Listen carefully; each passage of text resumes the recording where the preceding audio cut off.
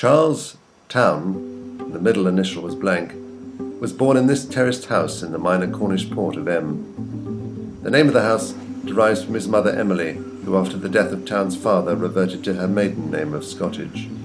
However, for reasons that remain obscure, he grew up here. The house has since been converted into a shop selling ice cream to the general public. A reputedly brilliant scholar, Town found himself unable to knuckle down to lessons. One hot summer afternoon at the age of 15, he is reported to have walked out of an algebra class declaring x equals 1, x always equals 1. He never went back. Against the wishes of his mother, but with the blessing of his father, who was on the point of death from a disease that would not become curable for another 50 years, Town ran away to sea in the Araucaria, the sister to this ship. The Araucaria ran sugar back from Jamaica and bolts of linen to the new settlements. Instantly both seasick and homesick, Town absconded when the Araucaria docked briefly at Plymouth. Unaccustomed to walking and with no map, the 80-mile journey home took him 21 days. The ship sank in a storm shortly after leaving Plymouth. The only section of the vessel ever salvaged was this anchor, the storm damage clearly visible. The Araucaria's cargo of linen was entirely lost. The insurance claim was handled by Town's uncle, George Scottage, who had moved to Plymouth and was a local agent for Lloyd's of London. Seeing the marks of divine intervention in his salvation, Town took to this cave and declared to his friend Thomas Pennell that he had become a hermit, a calling he was to revisit on several occasions over his lifetime. Pennell wagered 5 shillings that Town would leave his hermitage before nightfall. Forced out of the cave by the tide, Town removed to this tiny hut, now decrepit. Town never disbursed the 5 shillings, but did offer Pennell the ironclad door to the hut in lieu of payment. However, an early picture postcard of the harbour printed after Town's death clearly shows the door in situ. It is believed that it was this affair that caused the friends to shun each other for the next 15 years, though neither would confirm the cause of the rift at the time.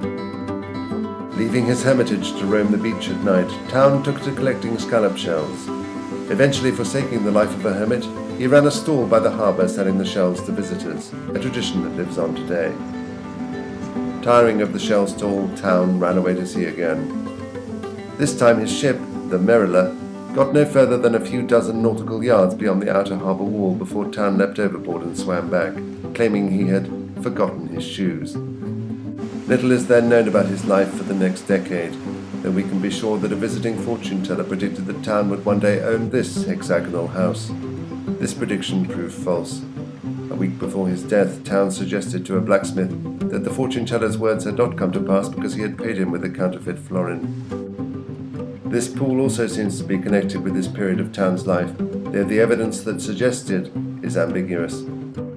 We do know, however, that Town married Lucy Penhaligon at St. Caradox, the parish church of M. In the space reserved on the marriage certificate for the occupations of the couple, there is written the single word, epileptic, though whether this refers to Town or his bride is unclear. On turning 30, Town spent another period as a hermit, this time in an enlarged cavity behind this door. It was during this stage in his life that Town and Pennell began to converse again, though only in whispers and only after nightfall. Town made 6 further attempts to leave M, 2 by paths over the cliffs, 1 by a path around the cliffs, 1 through a tunnel, 1 following geese through a field, and 1 by burrowing through a rock face. All of these attempts ended in failure. Following a discussion in this public house with lobsterman Milo Pennell, Town redesigned the lobster pot. Milo Pennell was no relation to Thomas Pennell, who had at this time stopped speaking entirely and communicated only by semaphore despite having risen to the post of harbour master. The addition of a hinged chamfered pivot at one end of the pot allowed for the escape of smaller inedible crustaceans such as the hermit crab. Town's improved version is the one widely used today, and is the reason lobster pots are often referred to by lobstermen as the town pot or the towner. For several years, Town supplemented his income by arranging the supply of arms, including these pieces of canonry, to Lord Rashley, who kept his own private militia long after such arrangements were outlawed by Parliament.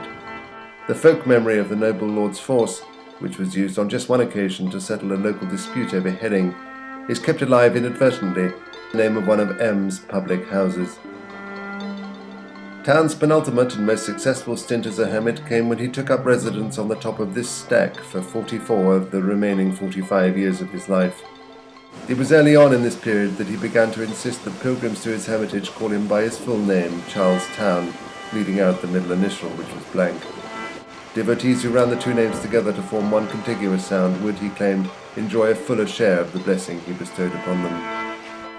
Unbeknownst to Town, two such pilgrims, calling themselves the proprietors of Charlestown, had set up a rudimentary box office in the harbour below, selling his followers 1-shilling tickets for access to the stack.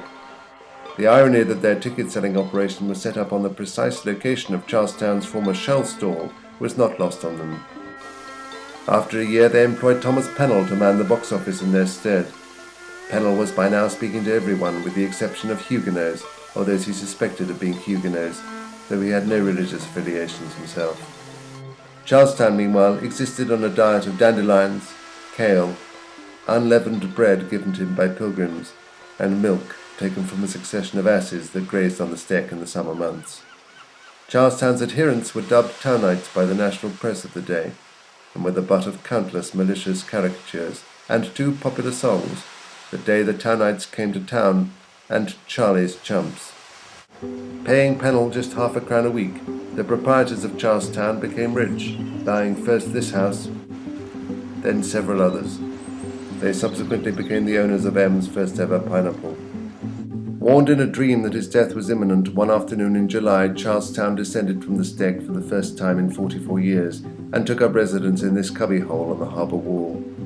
In certain circles, the debate still rages as to whether this constituted yet another hermitage or merely formed a convenient shelter from the rain. Meteorological records demonstrate that the July in question was unseasonably wet. Accounts of Charlestown's death are as varied as they are numerous. Contemporary reports have him cracking his skull after slipping off this wall, or others like it, possibly as a result of an epileptic fit. Two witnesses at the coroner's inquest claimed that he was pushed off a wall by the blacksmith, to whom Charlestown had confessed his payment to the fortune-teller of the counterfeit florin. However, both witnesses were known lunatics, and their evidence was discounted. One local historian later posited the theory that Charlestown died on this beach, his cracked skull caused by a freak wave dashing him against a groin. This groin was built in 1972 and could not have been the one that killed Charlestown. Over the years, others have theorized that Charlestown was either murdered, his cracked skull caused by a blow from either an anchor, a set of semaphore flags, an ironclad door, a hinged chamfered pivot, or a press for making counterfeit coins, or that he committed suicide with one of the aforementioned objects, though not the semaphore flags, for which Charlestown is known to have had a lifelong horror.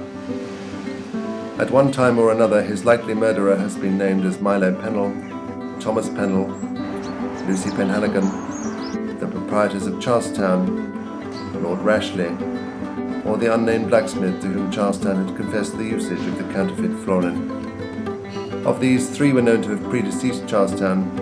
One was in Bordeaux at the time of his death, one was in prison, and one is the unnamed blacksmith to whom Charlestown had confessed the usage of the counterfeit florin. The remaining suspect had no motive for carrying out the killing. A plaque commemorating the services rendered by Thomas Pennell can be seen on the harbour wall. No memorial exists to Charlestown himself. A campaign begun in 1958 to rename this municipal facility in honour of M's most notable son foundered when the parish council narrowly voted against the measure. The leader of the council at that time, Cyril Pennell, perished 3 months later following the accidental consumption of a hermit crab. His will identified the name of the blacksmith to whom Charlestown had confessed the usage of the counterfeit coin, but it has since been forgotten.